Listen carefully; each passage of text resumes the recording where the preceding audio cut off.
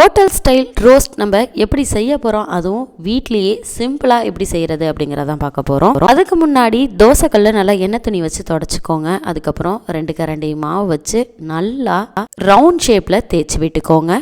ரோஸ்ட்டுக்கு உங்களுக்கு நெய் பிடிக்கும் அப்படின்னா நெய் ஆட் பண்ணிக்கோங்க. ஒருவேளை நல்லெண்ணெய் உங்களுக்கு பிடிக்கும்னா நல்லெண்ணெய் ஆட் பண்ணிக்கோங்க.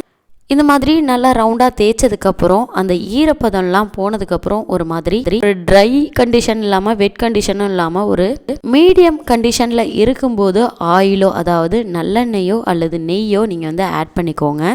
அது மாதிரி நீங்கள் ஆட் பண்ணும்போது மாவு தனியாக கரண்டியில் ஒட்டாது. அப்படி இல்லை மாவாக இருக்கும்போதே எடுத்தீங்க தேய்ச்சி விட்டீங்க அப்படின்னா மாவு அந்த தோசை கரண்டியில் ஒட்டிகிட்டே வந்துடும்.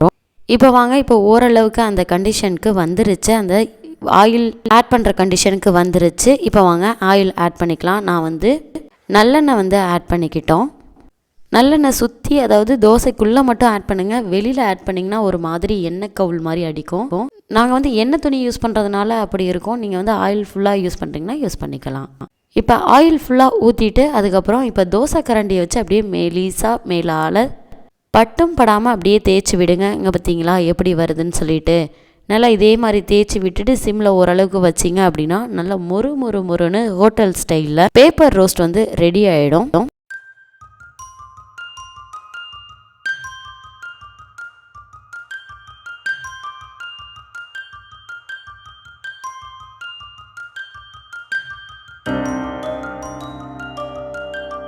இது மாதிரி தேய்ச்சிட்டு இருக்கும்போது நடுவில் மாவு பரண்டுட்டு வந்துருச்சு.